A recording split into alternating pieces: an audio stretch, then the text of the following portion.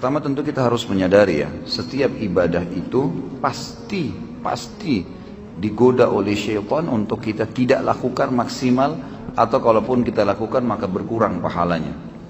Maka tentu saja kita harus bisa melawan itu, atau harus bisa melawan, tidak boleh kita diamin, tidak boleh didiamkan. Jadi cara melawan kiat-kiat melawan syaitan, pertama menyadari bahwasanya memang ada syaitan yang menggoda kita, membisikkan. Setiap bisikan negatif jangan diiyakan.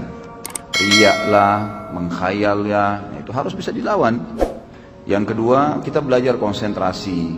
Konsentrasi itu dengan tenang. Ya, konsentrasi itu kan akan bisa didapat. Konsentrasi itu bahasa sederhananya sebenarnya sih tenang dalam melakukan sebuah perbuatan ya gitu.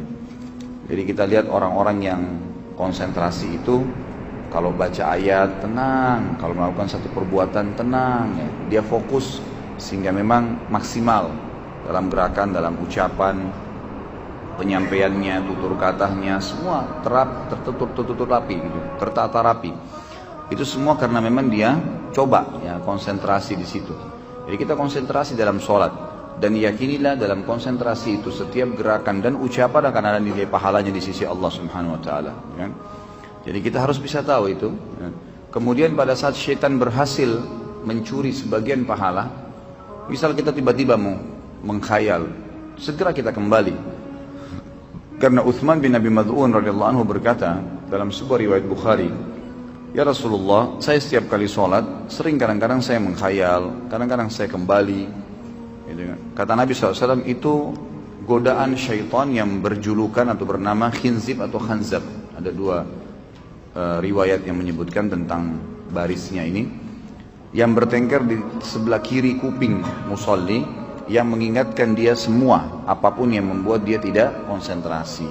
Kalau datang kepadamu, bacalah isti'adzah a'udzubillahi minasyaitonirrajim, dan meludahlah sebelah kiri 3 kali dengan ditiup ya, 3 kali. Maka kata Utsman bin Abi Mad'un radhiyallahu anhu, setelah saya amalkan, maka tidak lagi bisa syaitan menggoda saya. Ulama menambahkan kiatnya adalah juga menjauhkan diri dari kemaksiatan. Jadi kalau sampai saat ini teman-teman masih merasa, saya kalau sholat tidak bisa khusyuk, atau saya kalau mau baca Quran masih malas lah berbuat ibadah ya. Selain godaan syaitan, juga ada penyebab faktor adanya dosa yang masih mengganjal. Coba untuk muhasabah deh. Dosa apa yang masih saya lakukan nih dalam sebulan atau dalam seminggu, atau yang rutin lah dalam kegiatan sehari-hari dari pagi sampai malam. Dosa apa yang saya lakukan? Coba muhasabah, diingat. Kalau enggak, mungkin dalam minggu, dalam 1 minggu gitu kan. Mungkin dalam harian antum masih bisa ngontrol, tapi dalam 1 minggu apa nih? Nah itu dosa-dosa itu kalau kita bermuhasabah insya Allah dan kita tutup pintunya, maka akan membawa kita pada kekhusyuan ibadah. Jadi sholatnya bisa lebih khusyuk, baca Quran bisa lebih nyaman. Kalau mau ngerjakan ibadah itu jadi ringan, lebih ringan. Mau sholat malam bangunnya ringan. Itu karena memang sudah tidak ada beban dosa. Jadi dosa itu juga menjadi penghambat memang, menjadi penghambat. Itulah yang dikatakan oleh Imam Syafi'i yang pernah saya sampaikan ya. Beliau belajar kepada gurunya Imam Waqi'. Jadi setiap kali Imam Syafi'i rahimahullah dikasih pelajaran oleh gurunya Imam Waqi', hafalan segala selalu lupa. Lalu Imam Syafi'i mengatakan dalam pepatah syair yang masyhur, "Syaqautu ila Waqi' su'a hifdhi." Saya mengeluhkan kepada Imam Waqi' tentang buruknya hafalanku, setiap hafal pasti lupa. Fa arsyadani ila tarkil ma'asi. Maka dia perintahkan saya untuk meninggalkan dosa, maksiat. Imam Syafi'i bingung, dosa apa yang saya lakukan gitu. Dia coba bermuhasabah dalam kegiatan sehari-harinya. Umumnya semuanya sudah berusaha dijaga, makanannya, minumannya, pakaiannya, halal, pergaulannya, bagus-bagus saja gitu. Maka dia lalu mulai melihat, ternyata gitu kan, kalau beliau mau jalan dari rumahnya ke rumahnya Imam Waqi' melewati sebuah pasar. Dan waktu itu di pasar itu masih ada perempuan-perempuan yang tidak pakai jilbab. Kadang-kadang di pasar itu ada transaksi-transaksi yang haram, ada kezaliman. Maka Imam Syafi'i bilang, tinggal ini nih yang saya belum coba nih. Ini beliau cuma lewat ya di pasar itu, nggak mampir, nggak punya toko di situ, nggak ikut transaksi. Kemudian beliau bilang, saya ganti jalurnya. Tadinya lewat di depan pasar, sekarang lewat belakang pasar. Dia nggak lihat pasar lagi.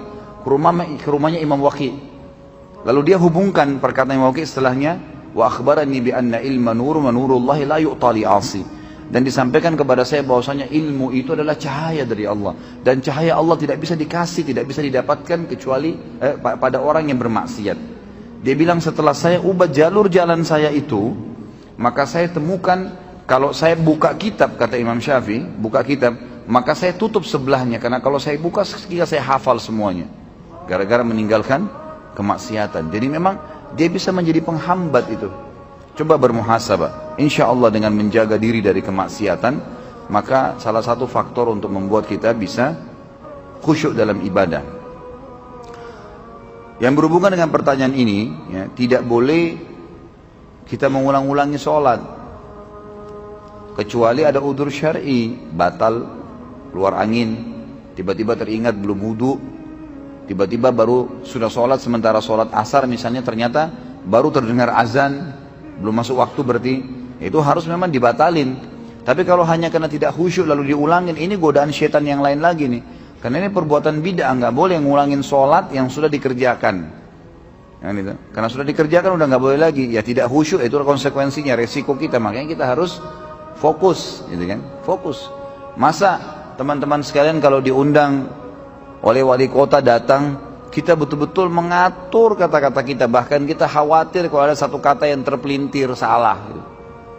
Masa kita sama Allah Subhanahu Wa Taala tidak bisa menjaga itu? Jadi jangan diulangin, ya, nggak boleh ngulangin sholat secara khusus, apalagi ya berhubungan dengan masalah sholat nih, nggak boleh diulangin kecuali ada udzur syar'i. Misal belum masuk waktu tadi, gitu kan? Maka baru masuk waktunya ya kita batalin, kita sholat lagi. Atau sudah selesai sholat ternyata memang belum masuk waktu, atau tidak punya wudu, atau salah kiblat, hal-hal yang mendasar itu diulangin, gitu kan. Tapi kalau enggak, maka setahu saya nggak boleh, itu was-was, ya. Apakah saya kena penyakit was-was? Ya jelas penyakit was-was, dan saya sarankan yang bertanya ini membeli buku yang pernah saya bawa, itu judulnya bahaya penyakit was-was, dan di situ ada solusi-solusinya, terbitan Pustaka Tazkiyah, harganya kurang dari Rp20.000. Baca dan insya Allah mudah-mudahan poin-poin di dalam buku itu akan bisa memberikan jawaban kepada Anda. Assalamualaikum Ustaz. Waalaikumsalam. Yang dimaksud dengan ayat kelima surat An-Nas, bahwa yang dibisikkan adalah dada manusia, apa yang dimaksud itu qalbu atau hati? Bukankah maksud berbisik adalah di telinga? Kenapa kok bisiknya di mana? Di hati. Terus bagaimana kita melakukan antisipasi bisikan-bisikan jin manusia, khususnya dalam hal ibadah yang tidak boleh dibicarakan agar tidak riya? Dan apakah manusia yang bisikan hal buruk, apakah 100% sudah terkontaminasi syaitan atau tidak? Pertama, Anda baca ayatnya adalah alladzi yuwaswisu. Ya. Waswasa yuwaswisu. Arti aslinya dalam bahasa Arab, ya, itu adalah gemerincing perhiasan. Itu aslinya apa? Waswasa. Dan juga antara makna yang lainnya adalah bisikan yang lirih.